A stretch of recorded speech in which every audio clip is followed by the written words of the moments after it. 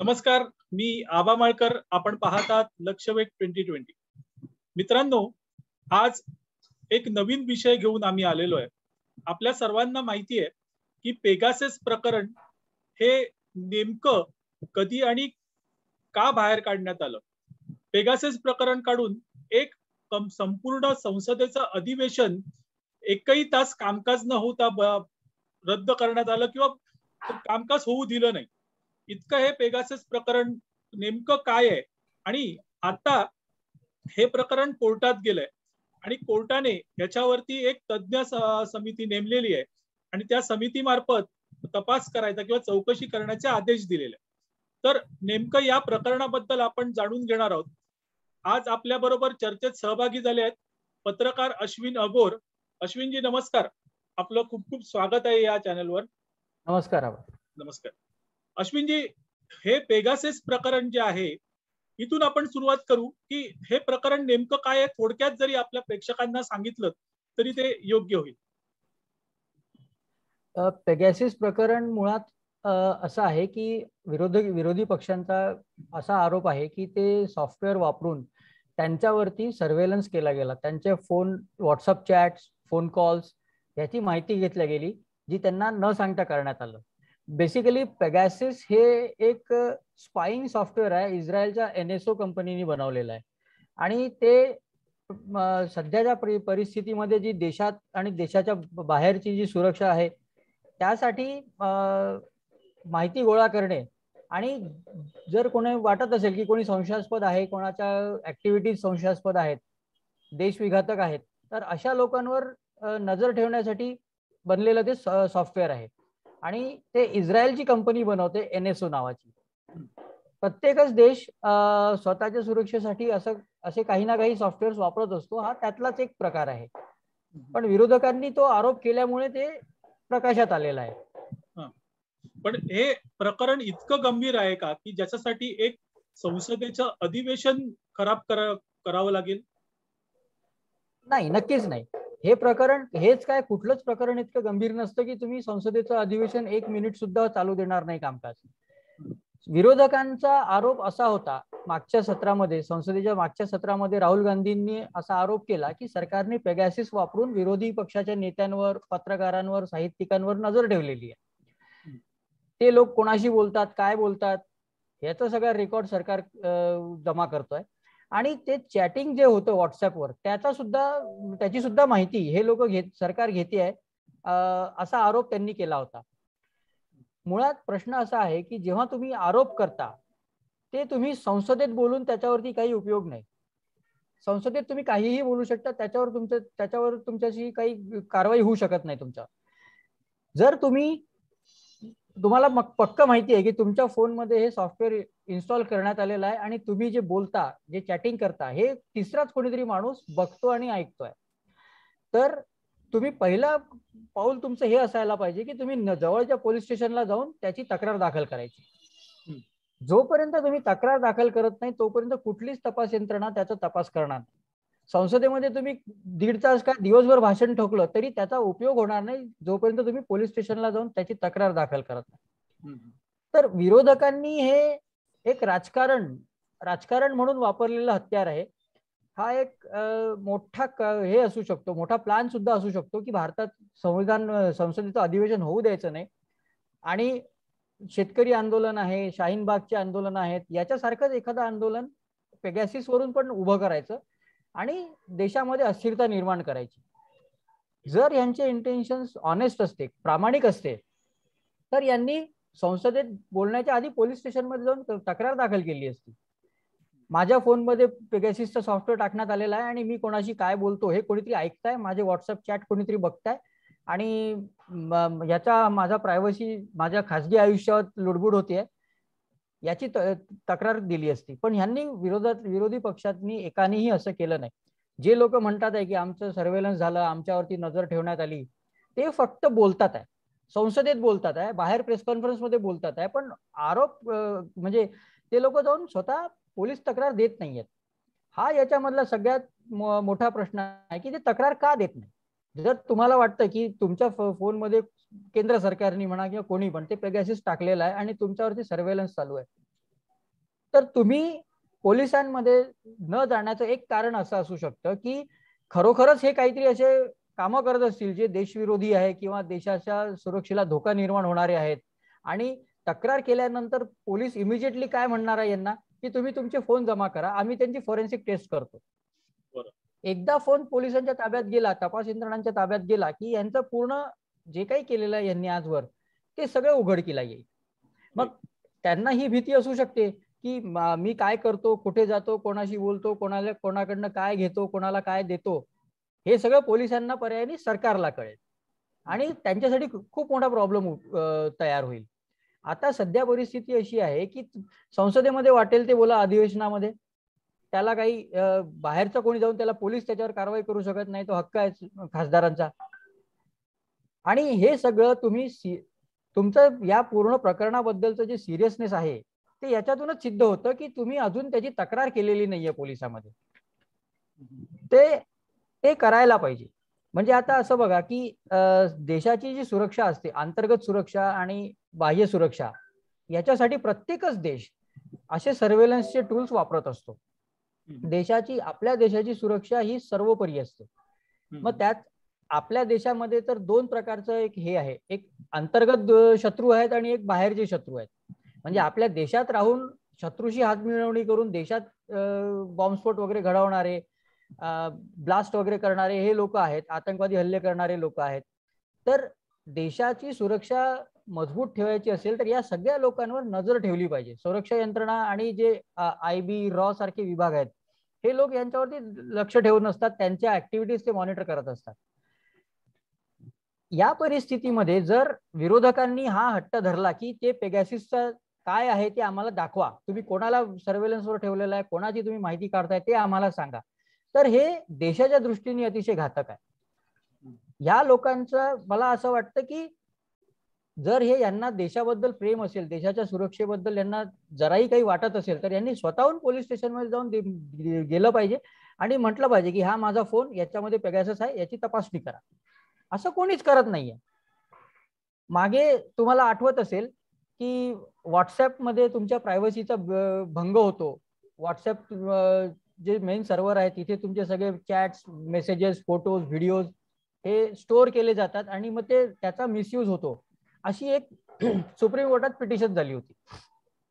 त्या पिटिशनच्या हिअरिंग मध्ये व्हॉट्सअपचे वकील होते कपिल सिब्बल. कपिल सिब्बलनी सुप्रीम कोर्टमध्ये असं आर्ग्युमेंट केलं की हे एंड टू एंड एन्क्रिप्शन आहे व्हॉट्सअपचं, त्याच्यामुळे ह्याच्यात कुणीही बाहेरचा माणूस जाऊन काही करू शकत नाही, इव्हन पेगासिस त्याच्यात जाऊ शकत नाही. जर तुम्ही एका केसमध्ये असं म्हणता की पेगासिस व्हॉट्सअपमध्ये पेनिट्रेट करू शकत नाही, तर मग आता राहुल गांधी म्हणतात ते काय आहे? या सगळ्या गोष्टींचा तपास व्हायला पाहिजे, सखोल तपास व्हायला पाहिजे. याच्यासाठी जे आरोप करतात आहेत लोक, त्या लोकांचे फोन्स घेऊन त्यांची फॉरेन्सिक टेस्ट करण्यात केली गेली पाहिजे. तेव्हा कुठे आपण म्हणतो ना, दूध का दूध और पाणी का पाणी, ते तसं होईल. अदरवाईज नुसतं बिटिंग अराउंड द बुश करण्यात काही अर्थ नाही. अगदी. देशाचे माजी पंतप्रधान मनमोहन सिंग यांनी स्वतःच असं एक वक्तव्य केलं होतं की देशाच्या सुरक्षेसाठी अशा काही गोष्टी कराव्या लागतात. म्हणजे राष्ट्रपती प्रणव मुखर्जी यांच्या महालामध्ये किंवा त्यांच्या रूम मध्ये असे काही डिव्हाइसेस आढळले, चिदंबरमच्या यांच्या रूम मध्ये असे डिव्हाइसेस आढळले. त्यावेळेस त्यांनी सांगितले देशाच्या सुरक्षेसाठी करावं लागतं. जर काँग्रेसच्या काळात ते देशाच्या सुरक्षेसाठी असेल तर आता भाजपच्या काळात ते देशाच्या विरोधात कसं होतं? हे नुसतं राजकारण आहे. यांना देशाच्या सुरक्षेशी काही घेणं देणं नाहीये. म्हणजे एकदा मनमोहन सिंगांनी ऑन रेकॉर्ड येऊन पंतप्रधान असताना सांगितलं की हे आम्ही देशासाठी करतोय. प्रणव मुखर्जींच्या ऑफिसमध्ये आम्ही बग्स लावलेले आहेत, चिदंबरमच्या ऑफिसमध्ये बग्स लावलेले आहेत. आता ह्या दोन घटना तर आपल्याला कळल्या, अशा किती घटना आहेत ज्या कळल्या नाहीये. म्हणजे जसं मी आधी म्हणालो की सर्व्हेलन्स प्रकार जो आहे हा प्रत्येक देश करत असतो, प्रत्येक देशाची सुरक्षा यंत्रणा ते करत असते. आणि ज्यांच्यावर त्यांना संशय असतो की हा अमुक माणूस देशाच्या सुरक्षेसाठी धोका आहे, हा किंवा देशाच्या शत्रूंसोबत हातमिळवणी करून काहीतरी करतोय किंवा काहीतरी करायचा प्लॅन आहे, अशा लोकांवरती नजर ठेवलीच जाते आणि ती ठेवायलाच पाहिजे. तर काँग्रेसच्या काळात ते होतं तर ते जस्टिफाईड होतं आणि आता होत आहे म्हणून त्याचा विरोध करणं हे नुसतं राजकारण आहे. आणि मला तर एक थोडं पुढे जाऊन असंही मला शंका येते आहे की या जे लोक याच्याबद्दल खूप खूप आरडाओरडा करतात, उदाहरणार्थ राहुल गांधी, त्यांना स्वतःला माहिती आहे की मी अशा चुका केलेल्या आहेत, मी असं काही काही केलेलं आहे की जे देशविरोधी आहे किंवा जे मी करायला नको होतं खासदार, त्यामुळे हे सगळे आरोप करणं सुरू आहे. नुसते आरोप करतात आहे, त्याच्यात काही तथ्य नाहीये, पुरावा एकही जण देत नाहीये. जर यांना वाटत असेल, राहुल गांधींना वाटत असेल की भारत सरकारने पेगॅसिस वापरून कोणाकोणाचं काय काय सर्व्हेलन्स केलं त्याची माहिती दिली पाहिजे, तर मग त्याच न्यायाने नागरिक म्हणून लोक ही मागणी करू शकतात की तुम्ही सत्तेत असताना चायनीज कम्युनिस्ट पार्टी सोबत जो MOU साईन केला होता त्याच्यात काय लिहिलेलं आहे, त्याची कॉपी तुम्ही देशाला का दिली नाही?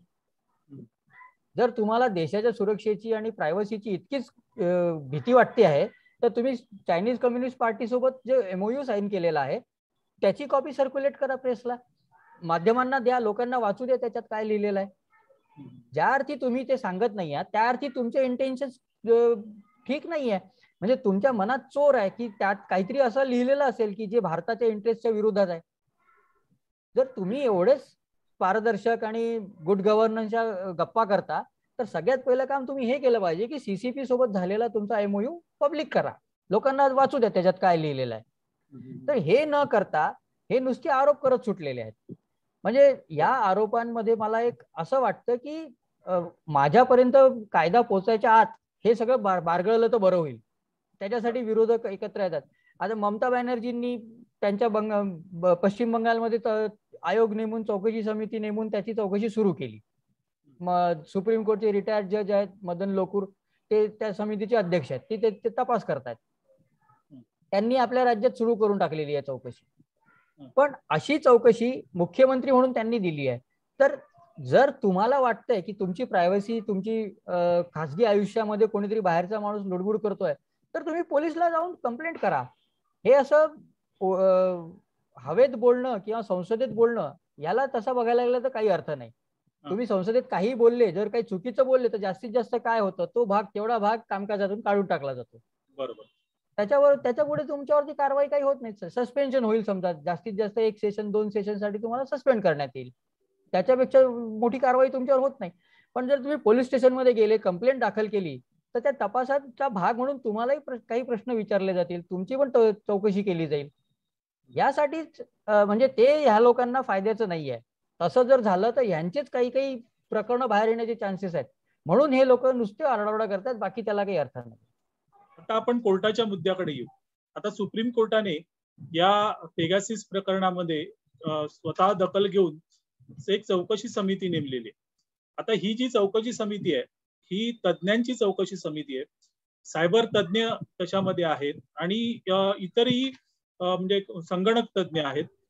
तर आपल्याला काय वाटतं की सुप्रीम कोर्टाने ही जी समिती नेमलेली आहे त्याचा ती कोणासाठी, म्हणजे त्याचा फायदा कोणाला आहे, सत्ताधारी पक्षाला की विरोधकांना? सुप्रीम कोर्टचं जे जजमेंट आहे या पिटिशन्सवरचं, ते म्हणजे खरोखर काय म्हणायचं त्याला, सर्व उत्तम जजमेंट आहे. ती जी ऑर्डर आहे त्याच्यामध्ये, त्यात काय म्हणायचं त्याला की ते जे आरोप करतायत आणि ज्यांच्यावर आरोप होत आहेत दोघांच्या दृष्टीने सुद्धा ते चांगलं आहे. म्हणजे कसं होईल की आता जे आरोप करतात आहे त्यांना त्यांच्याकडे असलेले पुरावे त्या समितीला द्यावे लागतील. त्याला सरकार उत्तर देईल. जर तुम्ही सरकार हे सिद्ध करू शकलं की आम्ही जे काही सर्वे किंवा नाही केलं ते देशाच्या सुरक्षेसाठी गरजेचं होतं आणि त्याची माहिती आम्ही पब्लिक करू शकत नाही, लोकांना ती माहिती देऊ शकत नाही, कारण त्याच्यामुळे भारताचे डिफेन्स सिक्रेट्स आउट होतील, त्याच्यामुळे भारताचे शत्रू राष्ट्रांचा फायदा होईल, आतंकवादी संघटनांचा फायदा होईल. तर ह्या जजमेंटचा एक फायदा असा होणार आहे की कोण खरं आहे कोण खोटं आहे हे कळणार आहे. आणि जो कोणी खोटा असेल, जो कोणी यात दोषी सिद्ध होईल, त्यांच्यासाठी हे जजमेंट आणि त्याच्यानंतरचे कॉन्सिक्वेन्सेस हे खूप काय म्हणायचं त्याला दूरगामी परिणाम करणारे असतील. म्हणजे राष्ट्रीय सुरक्षेचा प्रश्न आहे, त्या प्रश्न आपण असं धरून चालू की सरकारने हे केलं आणि सरकारने जसं लोकांचा आरोप आहे की इलिगली हे केलं, सरकारला हे करायचा अधिकार आहे, मग मी कोणाशी बोलतो, मी कोणाला काय मेसेज पाठवतो, कोणाला काय फोटो व्हिडिओ मी शेअर करतो हे बघायचं तिसऱ्या माणसाला अधिकार नाही, सरकारला सुद्धा नाही. तो माझा अधिकार आहे. पण जर सरकार हे सिद्ध करू शकलं की तुमचा फोनचा वापर करून तुम्ही ह्या 10 गोष्टी केल्या ज्या देशविघातक आहेत आणि देशाला त्याचं नुकसान होणार आहे, म्हणून तुमच्यावर आम्ही सर्व्हेलन्स लावला आणि आता तुम्हाला तुमच्यावर कारवाई होणार आहे, तर हे जर सरकारने सिद्ध केलं तर सरकारचा फायदा होईल. नाही झालं तर सरकारची जी प्रतिमा आहे त्याला फार मोठा तडा जाईल. कारण शेवटी काही झालं तरी वैयक्तिक खासगी आयुष्य यात तुम्ही कोणीच लोडबूड करू शकत नाही. आणि समजा सरकारने हे सिद्ध केलं की ज्या ज्या लोकांचं आम्ही सर्व्हेलन्स केलं ते करणं गरजेचं होतं आणि ते लिगल आहे, तर मग हे विरोधक जे आहेत सगळे पेगासिसच्या नावाने आरडाओरडा करणारे, ह्यांचा खरा चेहरा जगासमोर येईल. आणि आता सुप्रीम कोर्टाने ही कमिटी स्थापन केली आहे, खूप चांगलं जजमेंट आहे, त्यात एक्सपर्ट्स आहेत. आता ते सगळे आरोप करणाऱ्या लोकांचे ज्या ज्या डिव्हाइसवर त्यांना वाटतंय की पेगासिस इन्स्टॉल झालेला आहे ते सगळे डिव्हाइसेस, लॅपटॉप असो, कम्प्युटर असो, फोन असो, हे सगळे त्या चौकशी समितीला त्यांनी सबमिट करायला पाहिजे किंवा समितीने ते मागायला पाहिजे तपासासाठी. आणि याचा एक सखोल तपास करून निर्णय लागला पाहिजे की कोण खरं बोलतायत, सरकार खरं बोलताय की विरोधक खरं बोलतायत. आणि जेव्हा याचा निर्णय लागेल तो भारतासाठी देश म्हणून खूप दूरगामी परिणाम करणार असेल. भारतातलं राजकारण त्याच्यातून ढवळून निघण्याची शक्यता फार जास्ती आहे.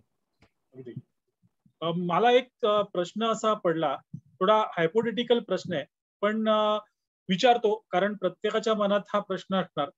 तर तो प्रश्न असा आहे की समजा उद्या मला असं वाटलं की आबा माळकरला असं वाटलं की माझ्या फोनमध्ये पेगासिस टाकलेलं आहे आणि सरकारच माझी रेग्युलर मला सर्व्हेलन्स करत आहे, माझं सर्व्हेलन्स करत आहे, आणि मी जर कोर्टात गेलो आणि मी कोर्टाला सांगितलं की बाबा असं असं आहे, तर कोर्ट माझ्या एकट्याची दखल घेणार नाही. कारण कोर्ट म्हणेल की तू पोलीस स्टेशनला जा, तू तिकडे कंप्लेंट कर, पहिला तिथे तक्रार कर, तुझा फोन नाही कर. पण जर उद्या प्रत्येक नागरिकचा कोर्टात गेला तर मग ही सिच्युएशन फार रांगडी होणार नाही का? नाही, जर कोणाला असं वाटत असेल की त्याच्यावरती सर्व्हेलन्स आहे आणि त्याला त्याच्या फोनमध्ये असलं पेगासस सारखं काहीतरी सॉफ्टवेअर इन्स्टॉल करण्यात आलेलं आहे, तर कायद्याच्या दृष्टीने तुम्ही आयडियली पहिले पोलीस स्टेशनमध्ये जाऊन कंप्लेंट करायला पाहिजे. पोलीस स्टेशनमध्ये कंप्लेंट केल्यानंतर पोलीस तपास करतील. आता सायबर क्राईमचे सेल्स प्रत्येक पोलीस स्टेशनमध्ये असतात. तिथले तज्ज्ञ अधिकारी, त्यातले एक्सपर्ट ते तपास करतात आणि तुमच्या तक्रारीमध्ये तथ्य आहे की नाही हे समजायला काही खूप कठीण नाहीये. हा, मग प्रत्येकच गोष्ट मला नेमकं तेच विचारायचं आहे की जर एक सामान्य नागरिक म्हणून मला कोर्ट पोलिसाकडे जायला सांगतं, तर राज्यकर्ते काही विशेष आहेत का? म्हणजे त्यांना विशेष प्रिव्हिलेज का की त्यांच्यासाठी कोर्ट समिती नेमतं? म्हणजे मी जर सामान्य नागरिक आहे तर मला जर कोर्टाने सांगायला पाहिजे होतं की तुमचा काही प्रॉब्लेम असेल तर तुम्ही फोन तिथे द्या, तिथे सर्व्हिलन्स करा, तिथे पोलीस स्टेशनला जा. ठीक आहे, म्हणजे हा हायपोथेटिकल प्रश्न आहे, हा मी काही असं त्यात हे म्हणत नाही, पण एक प्रत्येकाच्या मनात ही एक शंका निर्माण व्हायला इथे वाव आहे. तर मी असं म्हणतो की या अनुषंगाने एक प्रश्न विचारतो की या संपूर्ण प्रकरणामध्ये जर उद्या केंद्र सरकार दोषी आढळलं तर काय होईल? नाही, केंद्र सरकार दोषी आढळलं तर त्याचा परिणाम खूप दूरगामी होणार आहे. कारण आरोप असे होतात आहे की राजकारणी लोक, विविध पक्षांचे नेते, पत्रकार, साहित्यिक, कलाकार, अशा सगळ्या लोकांचं सर्व्हेलन्स चालू आहे असा आरोप आहे. आणि राहुल गांधींनी असा आरोप केलाय की माझ्या फोनमध्ये पण स्पाईंग सुरू आहे. तर शेवटी काय आहे की जर मी मगाशी जसं म्हणालो, सरकार जर याच्यात दोषी ठरलं तर हा सरकारच्या प्रतिमेवर खूप मोठा बट्टा लागणार आहे. आणि म्हणून राजकारणी एवढा सगळा जो काही धुराळा उडवतात आहे तो याच्यासाठीच आहे की कसंही करून मोदी सरकारची प्रतिमा मलिन करायची, ती धुळीला मिळवायची. म्हणून हे सगळं सगळे लोक एकत्र येऊन, सगळे विरोधी पक्ष ह्याच्यावरती एकत्र आलेले आहेत आणि ते एकत्र येऊन नुसतं कोर्टामध्ये जाऊन जे काय म्हणतात त्याला, आता सुप्रीम कोर्टामध्ये पिटिशन फाईल करायची आणि ते फाईल करताना कपिल सिब्बल सारखे दिग्गज वकील उभे राहतात, तर कोर्टाला सुद्धा, आता मी समजा गेलो कोर्टामध्ये, तर मी सामान्य माणूस आहे, मला कोर्ट सांगेल की पहिले पोलीस स्टेशन मध्ये जा, sessions court, district court, high court करत मग सुप्रीम कोर्टापर्यंत पोहोचा, डायरेक्ट सुप्रीम कोर्टाला येऊ नका. पण हे सगळे जे लोक दिल्लीत मोठे वकील आहेत, प्रतिष्ठित वकील आहेत, यांच्या प्रेझेन्सचाही खूप परिणाम कोर्टात होतो. तर ते जज त्या वेळेला काय निर्णय घेतात हे त्यांच्या त्या वेळेच्या ह्याच्यावरती अवलंबून आहे. आणि हे जज, हे पूर्णपणे जजेसचं डिस्क्रिशन आहे की कुठली पिटिशन ऍडमिट करायची आणि कुठली नाही करायची. त्याच्यामुळे त्याच्यावरती आपण प्रश्न नाही लावू शकत की ही पिटिशन तुम्ही का ऍडमिट करून घेतली, यांना पोलीस स्टेशनला जायला का नाही सांगितलं. तर ते पोलीस स्टेशनला जायला नाही सांगितलं, पण त्यांनी एक समिती स्थापन केली, ती as good as police enquiries आहे. त्याच्यामध्ये जो तपास होणार आहे तो सगळ्या पोलिसांच्या सारखाच होणार आहे, फॉरेन्सिक टेस्ट होणार आहे सगळ्या डिव्हाइसेसची. ज्या ज्या लोकांचे आरोप आहेत की आमच्यावरती सर्व्हेलन्स चालू आहे, त्या सगळ्या लोकांच्या इलेक्ट्रॉनिक डिव्हाइसेसची फॉरेन्सिक टेस्ट होईलच, हे त्याच्याशिवाय हे सिद्धच होणार नाही. पुढचा प्रश्न, जर विरोधक हरले किंवा विरोधकांचा हा कांगावा आहे असं सिद्ध झालं तर तर तर मग तुम्ही हा विचार करा की भाजपला आणि नरेंद्र मोदी आणि अमित शहा यांना किती मोठा बूस्ट मिळेल. आता कालच प्रशांत किशोरचं एक स्टेटमेंट आहे की एका कार्यक्रमात बोलताना ते म्हणाले की पुढचे 4 दशक तुम्ही भाजपला हलवू शकत नाही, विरोधक एकत्र आले तरी सुद्धा. जर या प्रकरणामध्ये विरोधक तोंडघशी पडले आणि विरोधकांच्या आरोपात काहीच तथ्य नाही असं लक्षात आलं आणि सुप्रीम कोर्टाचं जे म्हणणं आहे की तुम्ही आणि जर सरकारचं म्हणणं सुप्रीम कोर्टला पटलं की ही देशाची राष्ट्रीय सुरक्षा आहे, त्याच्याशी आम्ही कॉम्प्रोमाइज करू शकत नाही म्हणून आम्ही ही माहिती देणार नाही, जर सुप्रीम कोर्टला पटलं आणि त्यात विरोधकांच्या बाजूने एकही पुरावा किंवा फार तकलादू किंवा काही असं झालं तर विरोधी पक्ष जो आहे भारतातला त्याची क्रेडिबिलिटी कम्प्लिटली संपून जाईल. बरोबर. तुम्ही म्हणजे हे पुन्हा एकदा सिद्ध होईल की तुम्ही फक्त आरोप करायचे म्हणून आरोप केले, जसं राफेल मध्ये केलं या लोकांनी. राफेल मध्ये चौकीदार चोर है, 30,000 करोड़ उठा के अनिल अंबानी की जेब में डाल दिए, बालिश आरोप करत सुटले होते राहुल गांधी, त्यात काही तथ्य नाही, सिद्ध एकही झालेलं नाही. तसंच हेही होईल आणि त्याच्यामुळे ते 2019च्या निवडणुकांमध्ये ते चौकीदार चोर हेचं कॅम्पेन चालवलं, अनिल अंबानीच्या नावाने बोंब मारली, राफेलचे 30,000 कोटी अनिल अंबानीला दिले, याला दिले त्याला दिले करत झालं. परिणाम आपण बघतोय, 40-42 खासदारांवर अडकला तो पक्ष, जो एकेकाळी 400 खासदार होते ज्या पक्षाचे, तो आज 40 खासदारांवर आलेला आहे. त्याचं कारण हेच आहे की लोकांना हे कळतं की तुम्ही आरोप करताना तुमचा सिरियसनेस किती आहे. तुम्ही जर प्रेस कॉन्फरन्स मध्ये येऊन काहीही बोलले तर होत नाही ना. आता परत काल प्रेस कॉन्फरन्स मध्ये राहुल गांधी म्हणाले, कोर्टाचा निर्णय आल्याच्या नंतर ते म्हणाले की आम्ही हे प्रकरण आम्ही आता हिवाळी अधिवेशनात उचलणार आहोत. अरे काय गरज आहे हिवाळी अधिवेशनात उचलायची, सुप्रीम कोर्टाने तुमच्या याची दखल घेतली आहे, समिती स्थापन केली आहे, तर काम करू द्या ना, समितीला तपास करू द्या. तुम्हाला काय परत अधिवेशनच हे करायचं आहे का? देशाचं नुकसान हे एक प्रकारे देशाचं नुकसानच आहे, कामकाज न होणं. करोडो रुपये रोज खर्च होतो संसदेच्या अधिवेशनावर, ते तुम्ही कामकाज होऊ देत नाही, तो जनतेचा पैसा वाया जातोय, अक्षरशः पाण्यात जातोय. आणि तुम्हाला काळजी कशाची आहे? की एक हायपोथेटिकल सिच्युएशन आहे. मला असं वाटतं की माझ्या फोनमध्ये पेगासिस आहे आणि माझ्यावर सर्व्हेलन्स चालू आहे, त्याच्या पुढे तुम्हाला आधार काहीच नाहीये तुमच्या आरोपांना. तुम्हाला असं वाटतं म्हणून तसंच असेल असं नाही ना. आणि आता तपास करायला समिती नेमलेली आहे सुप्रीम कोर्टाने, त्या समितीला काम करू द्या, त्याला सहकार्य करा, जेव्हा बोलवतील तिथे जा, त्यांच्या प्रश्नांची उत्तरं द्या, जे काही मागतील तुमचे फोन्स, तुमचे लॅपटॉप, तुमचे आयपॅड, तुमचे टॅब्स, ते सगळं तुम्ही त्यांना तपासायला द्या आणि जे होईल ते मान्य करा, जो काही त्यातनं निर्णय लागेल तो. हो हो अगदी. अश्विन, खूप छान चर्चा झाली या सगळ्या विषयावर, तू अतिशय चांगली माहिती दिलीस. आणि बेसिकली पेगासिस हे प्रकरण सर्वसामान्यांना तितकंसं माहीत नव्हतं, कारण हे सॉफ्टवेअर काय जे आहे ते. पण आता मला वाटतं या चर्चेनंतर जो कोणी ही चर्चा ऐकेल आपली, त्याला हे पेगासिस हे प्रकरण नक्कीच समजेल. तर अश्विन, तू या चॅनलवर आलास आणि आमच्या प्रेक्षकांना समजेल अशी चर्चा केलीस, त्याबद्दल तुझे खूप खूप आभार. धन्यवाद. मित्रांनो, लक्षवेध 2020 हा चॅनल असेच नवीन नवीन आणि वेगळे विषय घेऊन येतो.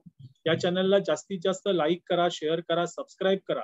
आपल्या मित्रपरिवाराला या चॅनल बद्दल सांगा. धन्यवाद.